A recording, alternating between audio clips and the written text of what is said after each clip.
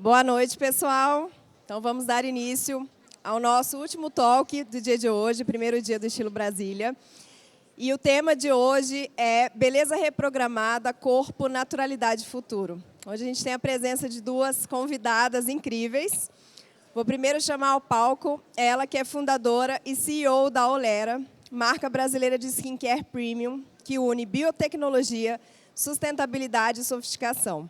Formada em economia, com carreira consolidada no mercado financeiro e diploma em belas artes, encontrou na Amazônia, na descoberta do ativo TI-35, presente na semente do açaí, a inspiração para criar uma marca de luxo autêntica, inovadora e profundamente conectada à biodiversidade brasileira. Recebam com uma salva de palmas, Virginia Weinberg. Seja bem-vinda. Tem um microfone ali aqui no cantinho. E para mediar esse papo, ela, que há quase 20 anos é especialista em beleza e bem-estar, jornalista, foi ao longo de uma década editora de beleza dos principais títulos de moda e comportamento brasileiros. Há 8 anos se dedica ao Belezinha, seu veículo sobre o assunto, co-apresenta o Tchau Bela, podcast sobre tendências e inovação para os mercados de beleza e bem-estar, e nos bastidores atua como consultora de negócios e estratégia para a indústria do segmento. Vânia Goy. Seja bem-vinda. Sucesso aí. Oi, gente. Boa noite. Oi, muitas pessoas que eu conheço do meu Instagram, eu estou vendo. Eu estou muito feliz, primeiro. Espera aí, vamos testar nossos problemas técnicos. Oi. Dá uma olhada aí. Acho que não.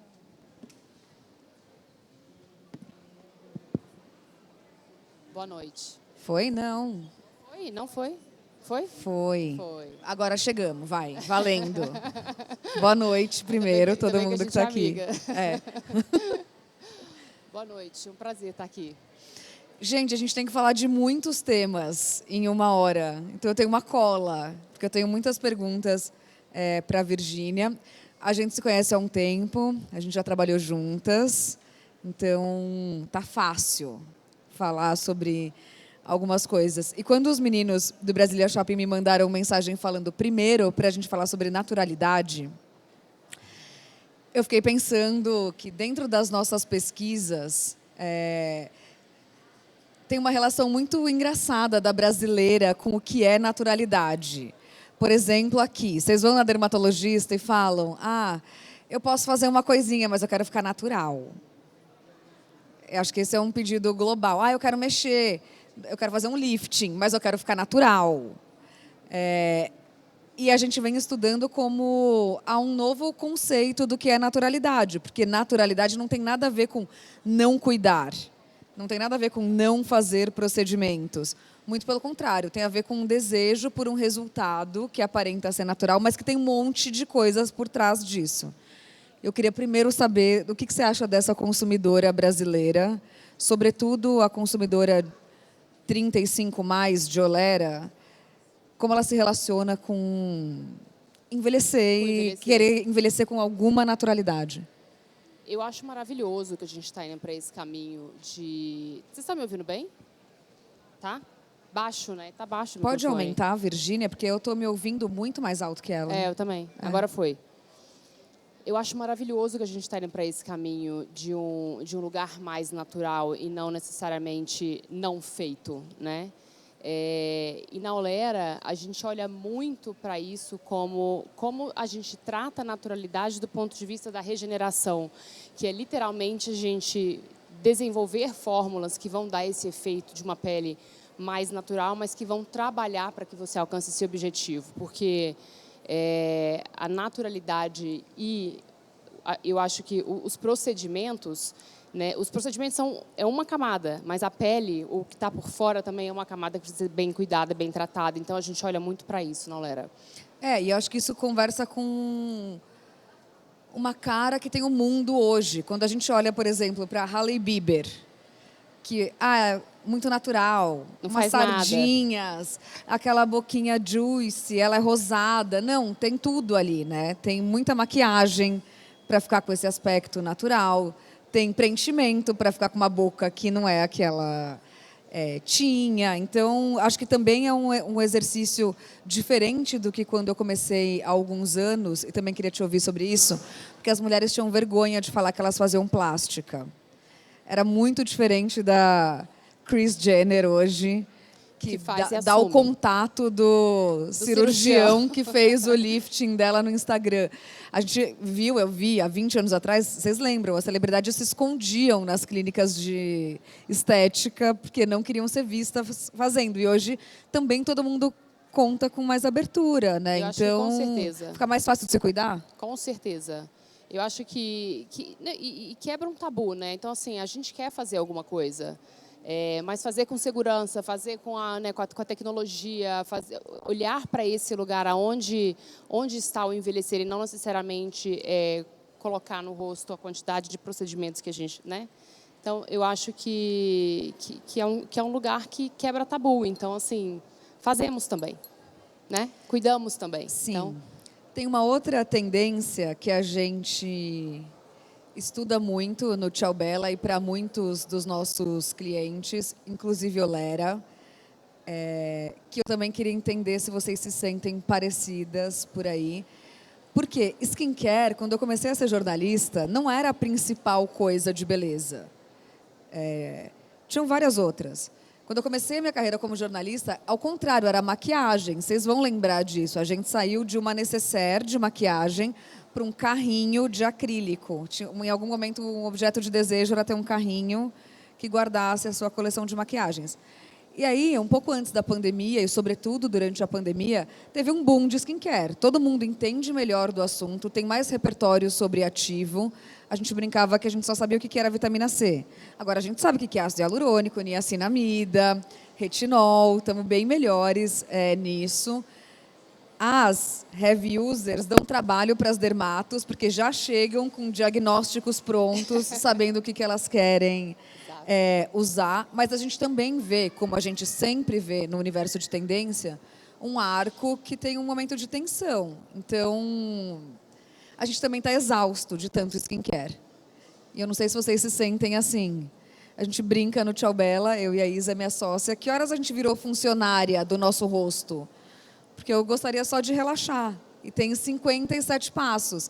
E tem tanta tecnologia nova todo dia, que se você olha para o seu creminho, que custou, sei lá, R$600, e fala, tem um melhor. O meu não tem PDRN, exossomos, microespículas, ele não pinica, ele não veio da Coreia. O meu só tem niacinamida. Então, acho que também tem uma ansiedade desse mercado de ter muito lançamento, muita novidade, e deixar a gente meio perdido. Uma das reações a isso que a gente estuda como tendência é o skinimalism, que é uma rotina um pouco mais enxuta, muito eficiente, que tem tudo a ver com como Olera nasceu. E uma das razões que me deixou muito estimulada quando vi a marca, porque durante algum tempo vocês tiveram um só produto que servia para muita coisa. Como é? Me explica essa história e se não dá medo de fazer isso num mercado que tem tanta novidade e linhas tão extensas. Dá muito medo, mas a gente sempre teve um objetivo muito claro, que era a simplificação do skincare. Eu não acho que é razoável para a pessoa comum, né? Acho que comprar 5, 10 cremes, e você é especialista em beleza, você tem, mas Porque eu ganho todos eles. Exato. Um dos objetivos era como que a gente pudesse desenvolver um produto multifuncional, né? Que é a multifuncionalidade? Ele atuar em várias camadas da pele, trazendo vários benefícios ao mesmo tempo, com altíssima tecnologia, resolvendo soluções que a gente procura em diversos cremes. Então, esse objetivo estava muito claro. E quando a gente encontra um ativo da Amazônia, onde a gente consegue estabilizar 14 bioativos que individualmente estavam espalhados por aí, continuam espalhados em niacinamida, rutina, quercetina, altamente anti-inflamatórios e com potencial de regeneração, a gente viu que a gente tinha um case muito potente ali. Então, o Sérum, que é o primeiro produto da Olera, ele veio para resolver a principal questão do envelhecimento, que é uma hidratação, rugas, linhas finas, elasticidade, e a gente precisava de tempo também para comunicar esse novo ativo que ninguém conhecia e muita gente ainda não conhece. Mas, sem dúvida alguma, no início da nossa jornada, ficou a dúvida, vamos lançar uma linha ou vamos experimentar lançando um? E eu acho que a gente fez muito bem de ter lançado um produto só, para validar todos os pontos que a gente queria, para entender até onde a formulação entregava, o que é que a gente precisa melhorar. Então, assim, e continua sendo o nosso best-seller, é um produto que é absolutamente, eu acho que imbatível em sensorial, em entrega, enfim, ele realmente entrega o que propõe. A gente vai falar mais disso, mas você fala sobre uma molécula que foi desenvolvida no Brasil e é sintetizada a partir de um ingrediente muito brasileiro, como o açaí. E muitas vezes eu também sinto, e acho que vocês também devem se sentir um pouco assim, tem menos apelo, é menos sexy você querer usar um creme de açaí do que você querer usar o PDRN coreano. Sei lá, a gente cresceu gosta do que tá de fora. achando Exato. que o que é importado, enfim, é melhor. E acho que essa também é uma decisão estrategicamente desafiadora. Muito. De apostar num ativo brasileiro. Mas como é que você também faz para não ficar de fora? Porque a gente sabe que tem um monte de inovações e tem um mercado, por exemplo, sul-coreano, que é realmente inspirador. É incrível. E de textura, de novidade, é muito atraente. Como junta tudo isso para fazer uma coisa boa para a pele brasileira? Porque a gente tem uma pele difícil também, podemos falar disso, né? Bem específica. Exato. Não, a gente não tem como não olhar para os coreanos. Os coreanos têm, assim, gente, eles são muito desenvolvidos, eles realmente têm muita tecnologia e trazem muita inovação, né? O PDRN, ativos biomiméticos e tudo. Então, a gente olha para toda essa categoria e as inovações e fala, ok, o que serve, como que a gente pode adaptar, associando a nossa molécula a esses novos ativos. Então, os próximos produtos da Olera vêm com muito mais tecnologia. E eu acho que esse é o lugar do desenvolvimento, do olhar para um futuro, onde a gente entende as tendências, onde a gente entende regeneração e longevidade e adapta para a pele da brasileira, que daí, quando a gente fala de veículo, é onde a gente precisa realmente adaptar também. Então, assim, não necessariamente o Rich Cream europeu ou o gel coreano, ele se adapta bem à pele da brasileira, que tem uma exposição diferente de temperatura, enfim. Tem Vocês toda uma sabem o que é característica. veículo? É uma coisa bem técnica que a gente fala para ver que forma isso tem. É um sérum, é um gelzinho, gel. é um creme. E durante muito tempo, a gente naturalmente gosta muito de marcas muito respeitadas, internacionais, e nem sempre elas se adaptam aqui, né? Porque a gente tem uma pele, não uma pele difícil, né? A gente tem um sistema complexo, porque tem climas muito diferentes, umidade muito alta, pele muito oleosa. Sim. Faz diferença formular testando aqui? Sem dúvida. E é dificílimo, inclusive. Eu acho que a gente Você consegue... continua apaixonada por ter uma marca de skincare? Gente, e é um desafio, porque eu falo assim, eu viajo muito, então eu trago muito benchmarking. E aí tem algumas coisas que para a gente é muito importante na decisão de formular. E às vezes eu trago, eu falo, eu quero isso. Aí minha formuladora, bom, mas isso tem petrolato, tem não sei o quê, que são ativos que a gente não usa nas nossas formulações e a gente não vai conseguir o mesmo sensorial.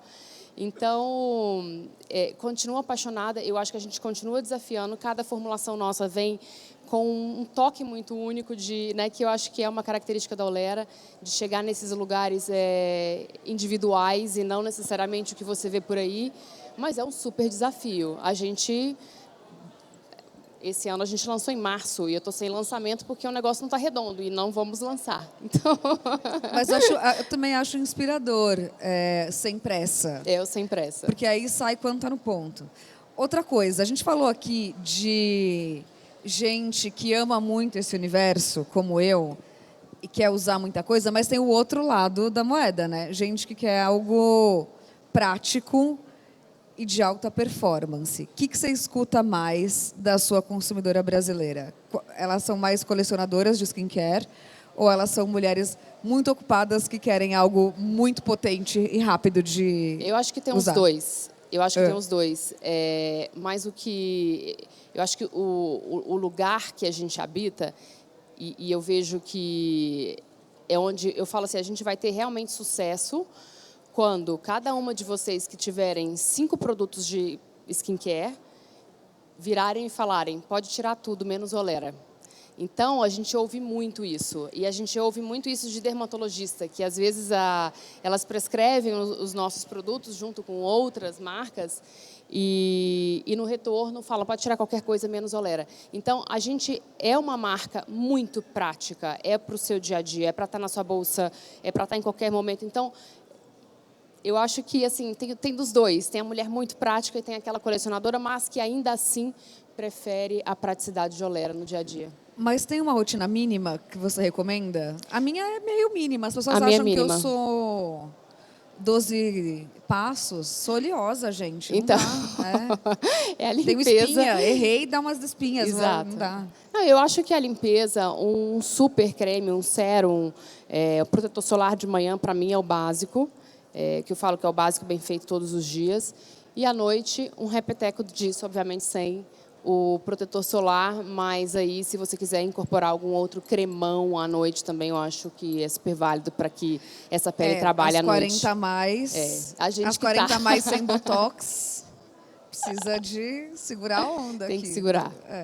Bom, falando em 40 a mais sem botox e rugas, também assisti ao longo da minha carreira uma diferença na abordagem sobre envelhecimento. A gente saiu de um lugar muito bélico, que falava de antidade, de combate às rugas, de guerra contra o envelhecimento, para um lugar que está ficando mais gentil. Tá perfeito? Não tá. E talvez não esteja, nunca, porque, né, é difícil quebrar muitos anos de um padrão de beleza que responde a ser eternamente jovem. Mas acho que a gente tem construído narrativas mais gentis, menos bélicas, quando a gente fala de ruga. E isso tem a ver, especialmente, acho que no último ano, e esse não é um assunto ainda trivial, e a Olaira já está muito na frente, porque acho que Virgínia ocupa um lugar que eu acho muito interessante, por isso que eu admiro muito o seu trabalho, de conseguir ter um olhar sobre o Brasil, muito curioso, específico, mas também ser uma ótima antena do que acontece no mundo para estar na frente do que está acontecendo. E eu acho que uma das coisas que a gente viu nos últimos anos é como as conversas sobre saúde, elas ainda são sobre estar magra e boa forma, mas elas também são um pouco mais sobre longevidade. Então, como é que a gente quer envelhecer? A gente está indo lá fazer musculação porque quer envelhecer bem, porque a gente precisa ter massa magra, porque eu quero viver 100 anos com autonomia física e psíquica. Psíquica não sei se vai dar, física acho que é mais fácil. Mas acho que a gente tem falado muito sobre longevidade, nesse lugar de como é que o seu corpo tem uma capacidade de autorregulação, de reparação, de sofrer menos com os estressores diários e, naturalmente, muitas vezes a gente bebe desse lugar da saúde para falar de skincare. E longevidade virou um assunto de pele, ainda bem complexo, certo? Sim. Mas fala do que é longevidade de pele um pouco para você, que eu falo do que a gente está estudando aqui. Eu sou bem prática, assim, eu acho que tem 2 lugares da longevidade. Um que é o prático bem feito todos os dias, então não adianta nada a gente... Não é que não adianta nada, até, né, assim, acho que é a rotina do dia a dia, como a gente se alimenta, isso vai ter um impacto direto na pele, como essa pele envelhece ao longo do tempo. Mas, do ponto de vista do que a gente faz, é muito desse olhar da regeneração, de olhar para a célula e entender o que ela faz, como que a gente pode colocar ativos e estímulos nela para que ela produza o que ela não mais produz. Então, por exemplo, ativos biomiméticos que vão mimicar, né, essas ações para fortalecer e também desenvolver mais colágeno, elastina, aumento de fibroblasto, que é toda essa camada de pele. Então, quando a gente olha para a formulação, a gente olha exatamente para esse lugar da longevidade, que é fazer a pele continuar trabalhando e não necessariamente parar de trabalhar, que é o que a gente fala da senescência, né? Que é a morte celular E aí a gente vai para outro lugar de tratamento. Senescência. Agora, assim, eu nos últimos 3 anos voltei para aula de biologia e química como eu nunca. Tipo, como a gente fala sobre vitalidade das mitocôndrias. É isso. Nunca foi tão específico falar de skincare. A gente falava muito de uma coisa mais superficial, que é o que a gente entende. A gente entende que você quer ter mais colágeno e elastina. A gente entende que a gente quer reparação, quando a gente quer minimizar as rugas, por exemplo. Mas acho que a gente foi caminhando para um lugar não só de prevenção, mas um lugar que fala de metabolismo celular, que aí estamos falando muito de ciência, como a gente nunca falou antes. Falou antes. E de biohacking, como a gente vem falando sobre saúde também para skincare. Isso ainda são termos um pouco mais difíceis da gente, como pessoa física, ficar conversando, mas estão cada vez mais presentes. Queria saber o que você acha, qual é a percepção do consumidor sobre isso? Porque a nossa percepção pesquisando é que todo mundo acredita que se tem mais ciência, tem mais performance, portanto, tem mais tecnologia e resultado. É isso que vocês observam? Sim, é o mesmo lugar. Se tem mais ciência, se tem mais estudo, a tendência é que as empresas tragam mais tecnologia para os produtos, né? Então, sem dúvida, a gente tem observado. Agora, eu acho que esses termos muito difíceis, acho que no final das contas, o que cada um quer é sentir a pele, é como você sente no final. Essa pele, né, mais descansada. densa, mais descansada. Com vitalidade. É o viço na pele. Então, assim, para o consumidor final, ainda é o resultado final. Então, para a gente, é como que eu chego nesse resultado final trazendo essa pele para trabalhar mais tempo. Né? Então... Mas não dá para ter resultado final sem ser gostoso também, né? Por isso que tem um investimento de tecnologia que não é só de desenvolvimento e performance. É como é um creme muito gostoso de usar, porque testei muita coisa na minha vida. Gente, a primeira leva... A gente fica falando de PDRN... O cheiro, né? Coisa do salmão. A primeira leva de coisa de salmão era muito boa e tinha cheiro de peixe. A primeira vez que eu comprei um creme em dólar... Eu falei, não vou conseguir usar. E os cremes de placenta? Grudento com cheiro de peixe. E agora nunca foi tão gostoso. Ou nunca foi tão leve, se você não quer sentir nada. Porque você pode passar 5 sérums, um em cima do outro, com um monte de aguinha. Ou... É muito gostoso. Ficou muito mais gostoso. E tecnologia também tem a ver com o sensorial, né? E que quando a gente fala de veículo, é essa entrega mesmo, né? O sensorial é muito gostoso, tem que ser prazeroso. Skincare é um momento de autocuidado, que você quer ter prazer em fazer, você quer, né? Então, eu acho que não dá para ter essas duas coisas separadas quando a gente fala realmente de cuidado, de pele, de skincare. Vocês estão falando de biotecnologia brasileira. Tem pouca gente falando disso, porque demanda um investimento... altíssimo. E um ineditismo. Então, ouvimos rapidamente que Olera tem uma molécula TI-35 patenteada, mas não é uma coisa simples, né? Não, foram anos de estudo. Como que criou isso? Porque eu vou te fazer outras perguntas sobre biotecnologia e naturalidade. Então, esse foi um estudo que eu tive a oportunidade de conhecer em 2019 e desde então, de 2019 até 2023, que foi até a gente lançar a Olera, a gente teve que fazer todo o trabalho de tirar isso de dentro da academia, em estudos in vitro, e passar para a escala industrial.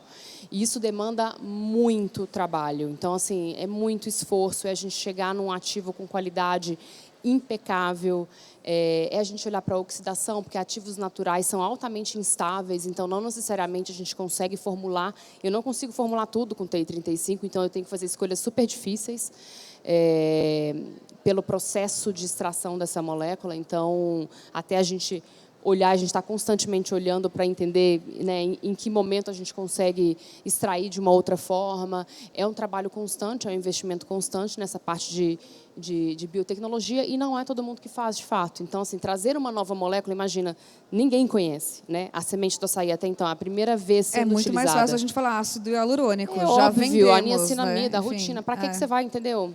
Mas, para a gente, foi um lugar... Eu acredito de verdade que o mundo não precisa de mais nenhuma marca de skincare. Concordamos? Sob o ponto de vista Do ponto do de puro vista consumo, de não. consumo. A gente tem que estar Do lotado, o ponto de mercado está vista de que saturadíssimo. cadeia você pode alimentar sendo uma marca de skincare, talvez Não, seja interessante. talvez seja interessante, mas sim, mas o ponto é que, como produto, a gente tem um mercado altamente saturado. Então, assim, se a gente não vai fazer uma coisa que é diferente, que é inovadora, Para que ter mais uma, né? why bother? Para que ter mais uma? Gente, eu não sei se vocês sentem essa saturação, é porque eu tenho contato com tudo que é novo o tempo inteiro, né? Então, É muita coisa. A quantidade de coisas que chegam, não só não tenho pele para testar, como nem distribuindo entre todas as pessoas que Exatamente. trabalham ao meu redor, a gente consegue testar. Imagina, se eu fico levemente ansiosa e deslumbrada, imagina o consumidor regular, né? Uma autorregulação muito difícil, né? Imagina E é comunicar, né? altamente competitivo também. Então, assim, né, eu acho que hoje... Eu já te falei isso. O grande desafio é a gente comunicar para o mercado que está olhando para os coreanos. Então, assim, está todo mundo encantado com os coreanos. Então, é muito difícil essa comunicação. Enquanto eles já estão lançando The Jelly, a gente ainda está, tipo assim, né? Então, assim, é um super desafio. Agora, Inclusive no recorte de preço, né? A gente estava falando disso lá dentro. não tem como. Que é super caro produzir no Brasil, né? É muito caro e é muito difícil. O volume é muito alto para uma empresa do meu tamanho. Então, assim, a gente tem sempre que fazer escolhas constantes. Agora, a gente está numa jornada que é super desafiadora, mas que, assim, é interessante porque o mercado internacional olha para a Olera com o olho já, assim, o que esse pessoal está fazendo? Então, assim, a gente Eu já sei. tem... Exato. A gente... que eu falo, como que a gente apresenta isso sem ser snob, mas assim o mundo olha para a Olera com um olhar e aí o consumidor ainda, né, não olha, né, obviamente que tem um desafio de aprendizado. Então É que é muito isso. diferente a forma como o mundo lá fora consome Brasil e como o Brasil consome Brasil. Exato. Isso às vezes a gente traça estratégias diferentes, mas eu acho que essa é uma provocação, inclusive, para a gente gostar mais de consumir Brasil. A gente tem um episódio do Tchau Bela que é sobre essa K-Beauty 2.0, porque a gente viu há uns 8, 10 anos, 10 passos, quando então. surgiu a beleza coreana, e como agora ela ainda é muito mais forte, porque faz parte de uma mecânica que é um projeto sul-coreano de entretenimento. Quando você junta a música com a novela na Netflix, com a marca de creme, esse é um jeito, e a gente fala soft power, de se colocar no mundo por meio de entretenimento. E, gente, ninguém é mais legal que o Brasil Não e é. mais carismático que o Brasil. Eu queria ser ministra da beleza, eu já pedi esse cargo, só para a gente, internacionalmente, falar da gente, porque é muito rico. É muito rico. A forma como os gringos veem a gente, eles ficam muito encantados, né? Ficam. E eu acho que a gente está fazendo um trabalho muito legal, Também assim, acho. muito diferente. Mas sabe o que eu quero falar? Aproveitando o nosso gancho Amazônia, Clean Beauty é um assunto. A gente viu isso nascer de um jeito que dava um pouco mais de medo, há uns 10 anos, 15 anos atrás, 10 anos atrás, quando começou a bombar. Ingredientes tóxicos, temos medo de tais substâncias. Isso é sempre uma conversa sobre o que de fato é comprovado cientificamente, o que não é, mas o fato é, para a gente que estuda comportamento de consumidor, formulações limpas são um assunto, há uma predileção por isso, há uma sensação de maior segurança usando isso, que também, como a gente falou, por exemplo, de longevidade, se conecta com tudo relacionado à saúde. Quando a gente fala de alimento orgânico, Sim. sem isso, sem aquilo, Sem é um agrotóxico. pouco sem agrotóxico, é um pouco como a gente vai sentindo que as coisas se encaminham para a beleza. Tem várias problemáticas aí, mas o fato é que esse é uma seara que cresce, é um mercado que cresce e que a gente vê, eu que trabalho nos bastidores para muitas marcas, como as marcas clássicas já se adaptam a essas prerrogativas. Então, ingredientes polêmicos, nem vamos usar, vamos tentar um substituto. porque estamos reavaliando como tudo foi formulado nos últimos anos. Vocês já nascem seguindo essas prerrogativas? Sim, a gente olha para um lugar que nem todo mundo olha, que são os disruptores endócrinos. Para a gente é um lugar assim muito importante. Então, toda a formulação, quando ela já nasce com algumas prerrogativas. Tem coisas que a gente não vai usar e ponto. E aí, isso impacta, muitas vezes, no sensorial. Então, a gente já atrasou projetos, a gente tem vários lançamentos para o ano que vem, e alguns deles estão parados porque a gente não consegue chegar em sensorial por falta de ter um ativo que entregue o sensorial que a gente gostaria. Então, é um mercado em desenvolvimento, né? É em desenvolvimento. Lugares, mas, assim, a gente não abre mão disso, sabe? Eu acho que ter a segurança, eu acho que quando a gente fala de Clean Beauty, a nova Clean Beauty é muito sobre segurança, performance, e você ter a certeza que a marca XYZ você pode confiar, porque, de fato, ali tem um rigor técnico e científico que... né? Eu acho que, para mim, vou fazer mais 2 perguntas, vou abrir para vocês falarem o que vocês quiserem, não precisa nem ser do que a gente falou aqui. Mas acho que para a gente tem 2 aspectos, estudando nos bastidores, importantes quando a gente pensa em Clean Beauty, que primeiro, a gente acha que tudo que é natural é melhor, e natural pode ser uma fonte, mas a forma como isso chega no seu produto... Ela é sintética. Ela é sintética. Então, a gente vem falando de biosintéticos. E, de novo, ciência tem tudo a ver com o que é esse skincare do futuro, né? Não é um creme 100% natural, não necessariamente tem a melhor performance do ponto de vista de molécula ou estabilidade. Também, às vezes, não é a melhor solução sustentável. Não é. Eu acho que o avanço da biotecnologia, né, e eu acho que desse lugar do natural, é a gente aprender com a natureza e desenvolver o sintético para entrega. Né? E otimizar, exato. Então, que é a biotecnologia verde. Então, a gente olha muito para isso. O nosso extrato ainda é um extrato natural. Ele é feito da semente do açaí, mas aonde a gente deposita grandes esforços é entender como que a gente consegue a mesma coisa ou algo muito similar com o que a natureza entrega. Porque esse ativo especificamente a gente já levou para estudo na Europa. É impossível a gente manter os 14 bioativos que a gente tem num processo sintético. Até pela própria composição. Quando eles vão sintetizar essa molécula, não existe essa possibilidade. Então, e são processos que exigem ainda mais investimento. Então, assim, a gente olha para isso, a gente está nesse caminho, mas é o futuro da biotecnologia verde. E acho que tem um outro futuro dessa ciência verde, do skincare verde e da Clean Beauty, que para além da minha segurança, como é que a gente produz coisas que são seguras para o mundo. Então, quando você tem um processo numa cadeia que acontece na Amazônia, bem feita, com responsabilidade social, usando para extrair esse ativo, algo que seria descartado. Sim. Porque o núcleo da semente do açaí... Exato, a semente seria descartada no processo. Ela seria descartada no processo. Então, tiramos mais uma fonte de renda, inclusive para muita gente, desse lugar. Acho que isso também é pensar sobre essa beleza limpa, né? Como esse ciclo é virtuoso. E no nosso caso a gente usa da rastreabilidade. A gente tem um parceiro que é quem faz o extrato, quem no final produz o nosso extrato, que tem uma cadeia completamente rastreável. Então, assim, é um lugar que para a gente é muito importante da sustentabilidade. Marcas que dão orgulho de usar. Vocês podem fazer perguntas. Falamos sobre muitas coisas. O que a gente acha que é naturalidade, como é que a gente pode envelhecer, pensando em saúde e longevidade, não só paranoia estética, aonde mora a ciência e alta performance, sustentabilidade, naturalidade. Então, escolham nesse cardápio ou não.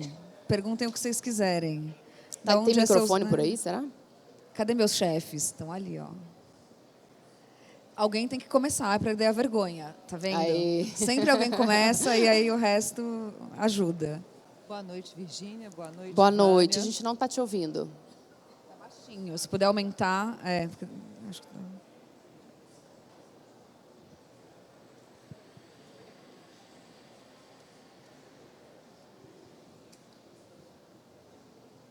Boa noite. Quando você começou a Olera, como é que você o ecossistema de pesquisa no Brasil, porque a gente é tão vaidosa e a gente fica pensando por que a gente ainda não tem tanto cosmético de qualidade feito aqui. A parte de pesquisa, a gente tem infraestrutura para isso? Foi difícil para você achar universidade, laboratório? Sim.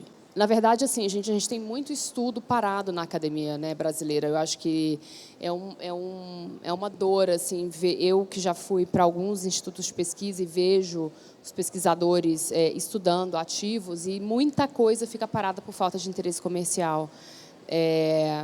Existe muita coisa sendo desenvolvida e, infelizmente, isso está sendo passado para os gringos. Então, tem muito dos alemães, japoneses que estão na Amazônia, que estão em contato direto com esses institutos de pesquisa. Agora, tirar o estudo da academia para uma escala comercial é onde muita gente desiste no meio do caminho. A gente tem hoje, né, a possibilidade de pegar FINEP, que são, né, acho que incentivos públicos para que o custo de P&D fique mais acessível, né, para a empresa, mas, no meu caso, nem isso, naquela época, eu não tinha essa visibilidade. Então, foi um projeto, e é um projeto muito caro, porque você tem que fazer toda a parte de pesquisa em vivo após o in vitro na academia. Então, assim, a primeira parte foi feita, mas toda a parte de comprovação é feita e é caríssimo fazer. Então, para cada linha de estudo, vou estudar rugas e linhas finas, vou estudar elasticidade, vou estudar colágeno, vou estudar regeneração. Para cada uma dessas tem uma gama enorme de estudos clínicos que precisam ser feitos, se você quiser fazer direito. Porque tem uma outra forma de fazer, que é te perguntando, eu desenvolvo um produto, e aí eu falo para você, e aí, o que você achou? Você gostou? Gostou da pele? Gostou do sensorial? E aí a grande parte das empresas acabam indo para esse caminho, que é uma forma... Como é que a gente coloca isso? Eu acho que ela mais simplista. Eu acho que... Vamos lá. Quem me acompanha e sabe que eu crio conteúdo, eu falo muito de estudo clínico. E eu bato muito nessa tecla. E a gente sempre pode discutir os estudos clínicos. Porque tem gente que faz com 40 mil pessoas no mundo e tem gente que faz com 20. Cara, claro que tem diferença. Isso também tem a ver com quanto dinheiro você tem para fazer. De toda maneira, estudo clínico sempre ajuda a gente a nortear, porque ele é realizado sob parâmetros mais rígidos do que o individual. Então, se eu sou uma mulher que nunca uso creme hidratante e você me dá um creme hidratante muito básico, eu vou falar 100% amei. Assim, então, em tese, o estudo clínico garante um norte para todo mundo, para que as promessas não sejam comerciais, milagrosas e vazias. Então, por isso que eu sou a pessoa que estou lá sempre. Eu raramente falo estudo de percepção. Eu acho que estudo de percepção, que é isso que a Virgínia falou, é super importante para pensar em textura. Sim. Então, quando eu quero saber se um filtro solar vai bem no Brasil, eu quero estudo clínico sobre se ele protege. Mas se ele tem Anvisa, em tese ele protege, né? Mas eu quero ver o estudo clínico. Mas eu quero ver o teste de percepção, porque textura me interessa ver. As mulheres no Rio de Janeiro estão achando que ele é gostoso de usar? Isso me interessa. Mas o estudo clínico é super importante, é super caro. E as marcas não fazem, elas usam estudos clínicos dos terceiristas, muitas vezes, que onde elas produzem. Então, assim, testar uma fórmula final tem que ter grana envolvida, né? Assim. E quando a gente vai para um lugar que tem um estudo clínico de percepção e tem o estudo clínico de validação. Então, quando eu te falar que o meu produto diminui rugas em 14%, eu tenho que provar. E aí é a aparelhagem, que é o lugar onde a gente resolveu habitar. Então, assim, a gente quer ser a empresa que valida. Então, assim, não só eu tenho um estudo de percepção, que é importantíssimo para saber se ele é um produto aceitável no mercado, mas também validando a minha tese de que o meu ativo, o meu produto, de fato, diminui rugas, linhas finas, melhora a elasticidade, aumenta colágeno. Então, são escolhas e cada uma delas tem custos. Nerds do skincare. Somos nerds do skincare. Quem mais? Ninguém? Obrigada.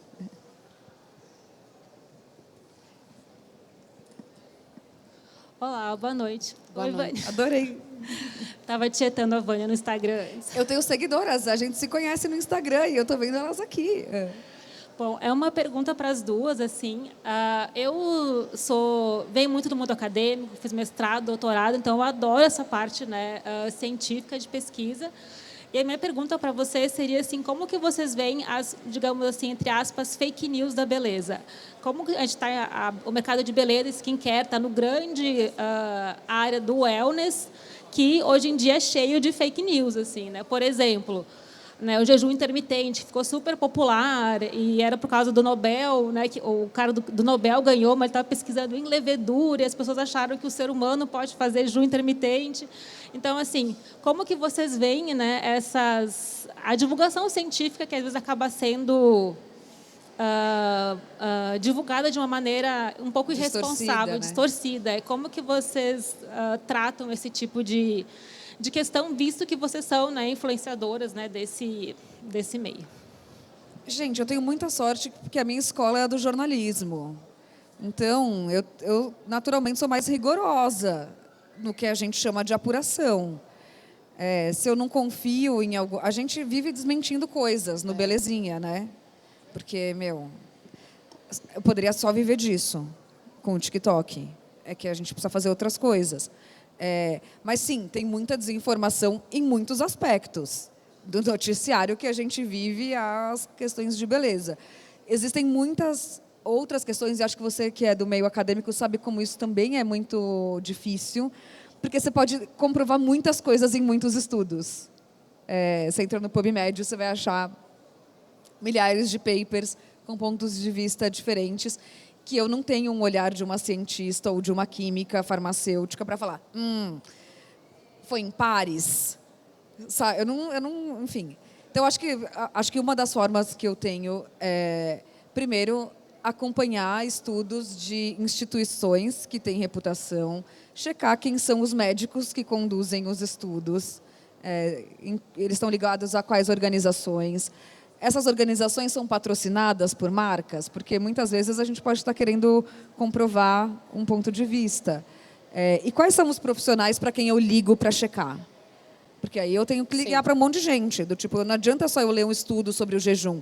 Preciso ligar para uns 5 nutricionistas, endocrinologistas, médicos, especialistas em longevidade que me ajudam a entender. E, sobretudo, não achar, no meu caso, e é o que eu falo para os jovens criadores de conteúdo,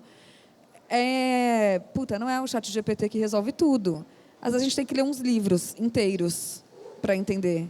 E a gente precisa ligar para doutorandos e mestres e acadêmicos que nos ajudam a entender. Dá trabalho vasculhar informação e a gente acostumou a querer fazer tudo num post muito rápido, né? Hoje eu tenho 8 pessoas que pesquisam comigo. Cada episódio do Tchau Bela tem 15 minutos e cada um deles leva umas 30 horas para ser feito. Também custa dinheiro pra caramba fazer conteúdo direitinho, né? Assim. No meu caso, eu falo muito, fake news vai aparecer sempre. E como empresa, a gente basicamente colocar um cabresto e fazer o nosso bem feito. Eu tento não porque assim, o que já rolou de coisa, eu falo, gente, qual que é o nosso objetivo? Como que a gente, como empresa, se diferencia da manada? Então, a gente, sabe, vamos fazer o nosso bem feito. E não se afoga, às vezes. E não se afoga, né? porque se eu estiver olhando para todos os lados, se eu ficar preocupada, entendeu? Aí eu não faço o meu, então assim, eu tento abstrair um pouco também. E eu acho que no caso de quem é mais pessoa jurídica, assim, de produto, também não ter medo de falar, putz, isso eu não sei ainda. Também. Ou isso eu também errei. Porque a gente também não tem tolerância para o erro e não tem tolerância para a conversa, né? Então precisa ter também, né? Enfim. Sem dúvida. Mais alguém tem perguntas?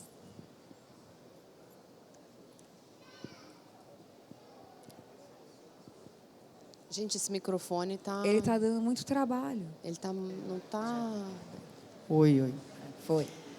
Boa noite. Boa Eu noite. gostaria de uma informação, porque eu sei que os cuidados com a pele é do nascimento até os seus últimos dias, né? E nem sempre os seus pais tiveram a consciência de começar esse processo. E quando você passa a perceber isso, talvez já está um pouco tarde demais, né? Eu acho que nunca é tarde, mas está um pouco mais tarde do que você deveria ter começado.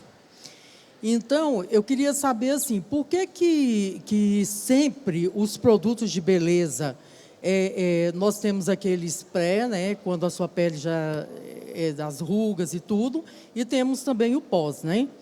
E sempre os produtos de beleza, mesmo sendo fabricados aqui no Brasil, por que eles, mesmo tendo toda a tecnologia, tudo isso, vocês querem ter sempre o preço competitivo com os que vêm importados? Então, assim, é desenvolvido aqui no Brasil, é desenvolvido com os produtos brasileiros, com as tecnologias, mas o preço final, ele sempre compete com aqueles produtos lá fora. Será que não seria interessante também, para estimular os brasileiros a consumir esse produto, colocar um preço mais competitivo, no sentido de mostrar resultados e também com um preço que condiz com a realidade brasileira?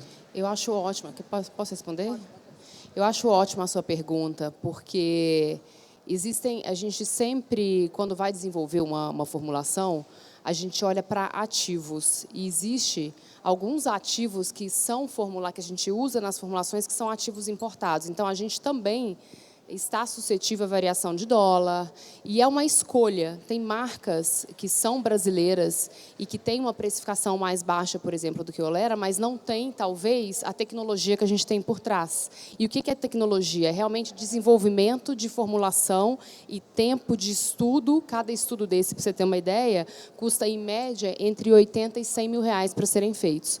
Então, quando você pega esses valores, né, de formulação, de embalagem, de cartucho, realmente ali a gente trabalha uma margem que é uma margem saudável para o business, para o negócio sobreviver. Então, no nosso caso especificamente, a gente é super competitivo quando você olha, por exemplo, o sérum molecular, vou te dar um exemplo, que é um produto que, na volumetria por ml, ele é o produto mais barato que tem no mercado. Então, ele é altamente competitivo. Só que eu entendo que é caro de fazer, exatamente. E são escolhas. Mas eu acho que tem... Primeiro, quando você falou sobre cuidados, nunca é tarde. Eu acho que a gente também não pode se basear no repertório que a gente tem de cuidado de skincare com o que é hoje. Porque sequer era assim há 15 anos atrás. Quiçá a minha mãe. A minha mãe, ela usa um creme, o mesmo creme a vida inteira. Não está aí para os modismos. A gente não tinha essa variedade, o mercado não era desenvolvido, a gente não tinha repertório. Então, acho que a única geração que vai cuidar da pele, e tem que até tomar cuidado, porque elas já estão paranoicas muito jovens, é essa alfa que tem 10 anos de idade, que já quer passar retinol. Mas ninguém cuidou tanto, isso é uma coisa muito nova. Eu acho que e acho que também uma outra coisa é que nunca é tarde para começar, porque o ciclo, e a Virgínia pode falar melhor do que eu, mas o ciclo de renovação da pele é de 28 dias. Então, quando você começa a usar, um mês depois, você já fala, nossa, está muito diferente. Vamos resolver dramaticamente? Não, o que tem. A ruga que eu tenho aqui, ela está aqui e ela vai continuar atenuada. Então, nunca é tarde para começar. Mas eu acho que uma das coisas boas desse boom do skincare, nos últimos anos, é que a gente tem preço muito variado.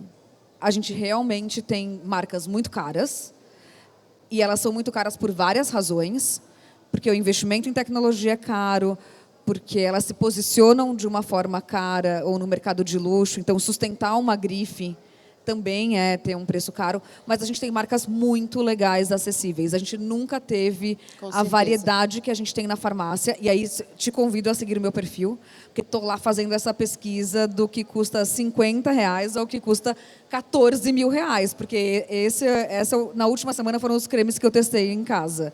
Tinham cremes de R$50 e cremes de R$14 mil. Existe tudo.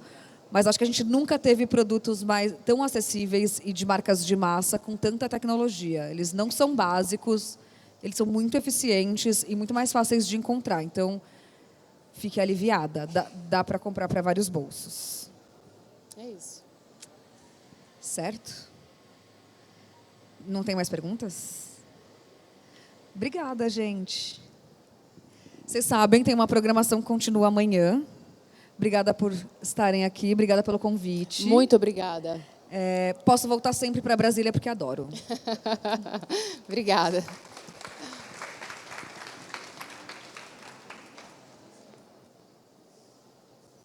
E quem tem vergonha de perguntar coisa, eu respondo tudo na DM.